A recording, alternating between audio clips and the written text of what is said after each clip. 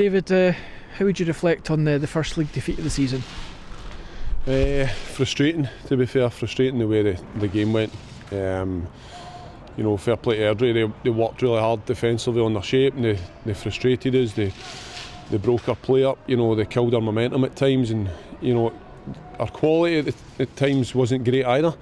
We said that in there, for back to front, just some of our use of play and stuff like that wasn't quite where it's been recently, so that kind of helped Airdrie as well. So obviously we're disappointed, but it shows we're far from anywhere we want to be, so we go again. Probably I would say the most organised team we've seen this year, is that fair to say?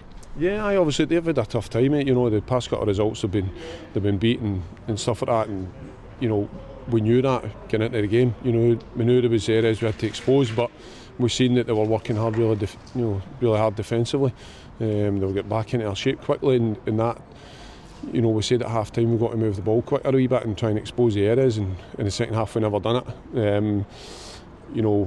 And it frustrated us a wee bit.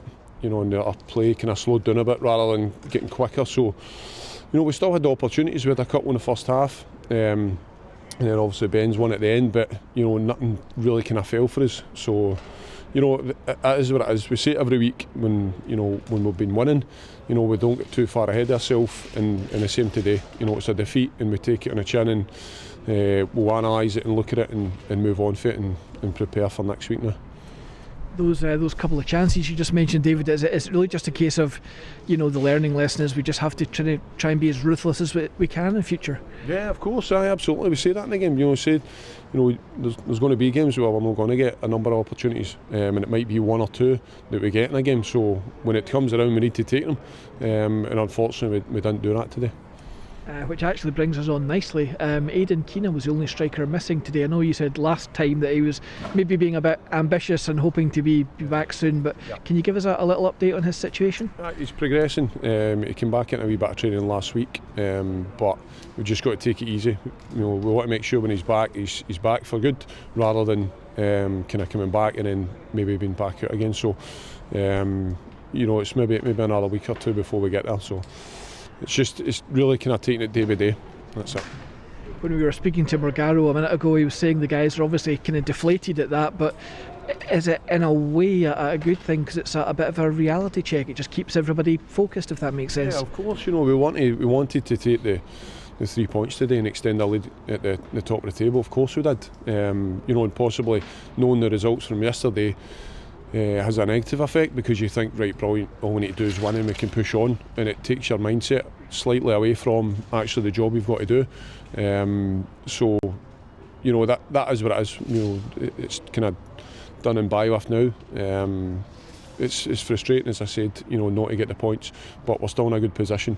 We can't be too downhearted about it. Yes, we wanted to continue that unbeaten run, but it's happened, and we deal with it. As I say, we'll analyse it, we'll take the good bits and the bad bits out of it, and move on to next week. Speaking of next week, Partick Thistle, if we are going to get the kind of 3 points in that match, what's going to be the key?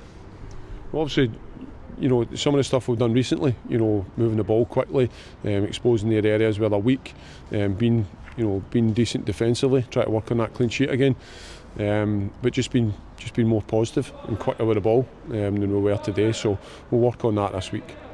And just finally, David, the fans are obviously asking, it's getting to that time of year, January's approaching.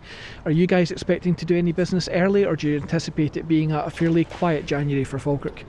Just now we've kind of obviously been looking at a few things, but we're fairly happy with our squad now. We've got a decent squad, we've got good numbers and things like that, so we'll see what happens. I don't think there'll be massive overhaul.